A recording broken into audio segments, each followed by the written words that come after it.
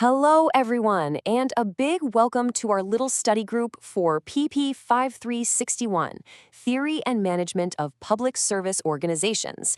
Today, we are jumping right into the required reading, Chapter 5 of Scott E. Page's The Diversity Bonus. This chapter is really all about the proof, the hard data. It's trying to answer the question, does diversity actually pay off? So, to get us started, let's talk about a really old, really powerful idea.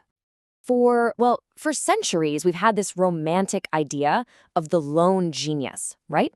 This solitary creator. John Steinbeck just nailed that feeling in East of Eden. You know the image. One brilliant person toiling away in isolation who then changes the world. It's a great story. But you have to ask, does that image really hold up anymore? In our super-connected, super-complex world where the main currency is knowledge, is this whole lone genius thing kind of a myth? Well, let's look at a modern-day genius, a guy named Max Martin. You might not know his name, but you for sure know his music. He's the third most successful songwriter in Billboard history, right up there with Lennon and McCartney. He's written hits for basically everyone, from the Backstreet Boys to Katy Perry. But here's the kicker. He has never written a song by himself. Not one. He co-wrote every single hit. And just look at the people he works with. We're talking Cuban-American rappers, Indian-American producers, Canadian producers. It's this incredible mix of styles, backgrounds, and perspectives. And that is not an accident. That cognitive diversity, that's the secret sauce. And really, that's the core idea we're digging into today. So, let's start by zooming out, way out. Let's take that 10,000-foot view. What does the big picture data tell us about the connection between diversity and success? And wow, the numbers here are pretty striking. A huge McKinsey study found a direct, straight-line relationship. Companies with the most gender diversity in their leadership were 15% more likely to financially outperform their peers. And get this, for ethnic diversity, that number jumps to an incredible 35%. That correlation is just powerful. An even earlier study from McKinsey looked at return on equity in Germany and the UK. What did they find? The most diverse executive boards saw a return on equity that was over 66% higher than the least diverse boards. Let that sink in. 66%. So the big takeaway from all this high-level data seems pretty simple, right? You look at a ton of companies, and the ones with more diverse leadership are consistently making more money. The pattern is just, it's undeniable. But as we all know from our classes, it's almost never that simple. Is it really that simple? This brings us to what we can call the causality conundrum. We see a connection, for sure, but does diversity cause the success? Or is there something else going on? Right, it's that classic trap, correlation versus causation. The book gives a perfect example. People who have granite countertops also tend to be healthier. So does the granite make you healthy? No, of course not.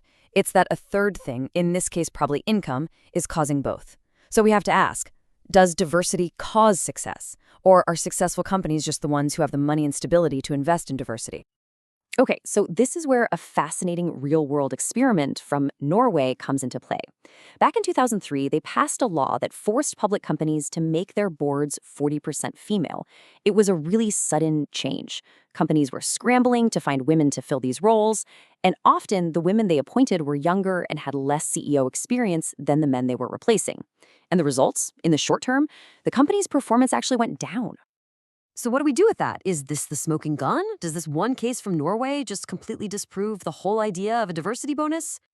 Well, not so fast. Because when you really dig into it, you realize this was not a clean test at all. The new board members were, on average, less experienced. You had massive turnover. We're talking nearly a third of all board members changing.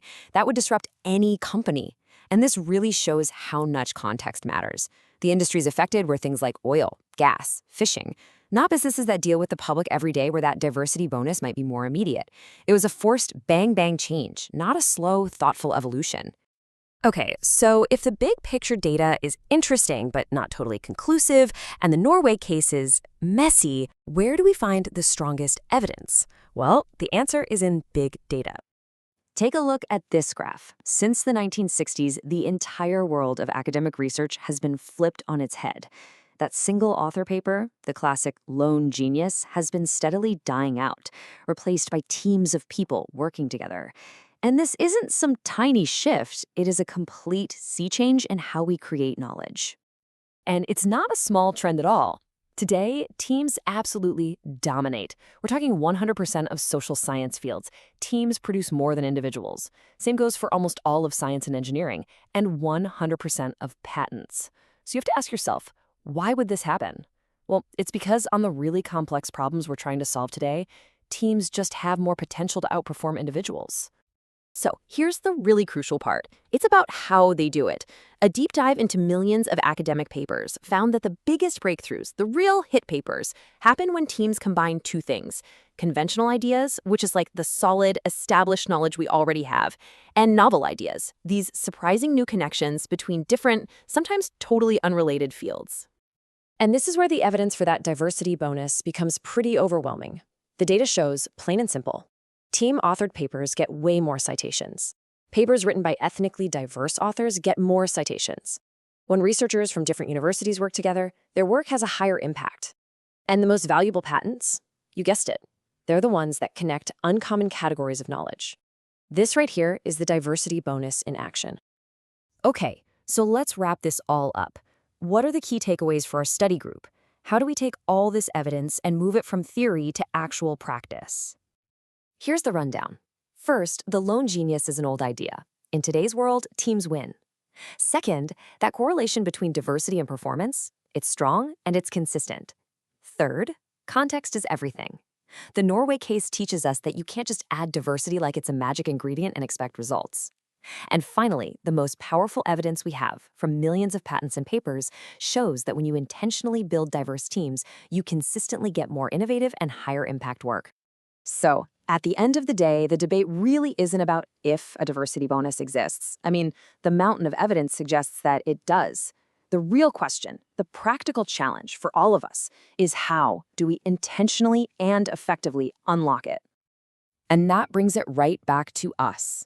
As we get ready for careers in public management, this isn't just a theory. It's a real leadership challenge. How are you going to intentionally build teams that can leverage this diversity bonus, not just for profit, but to solve tough public problems and create better outcomes for the public good? I think that's the real takeaway here.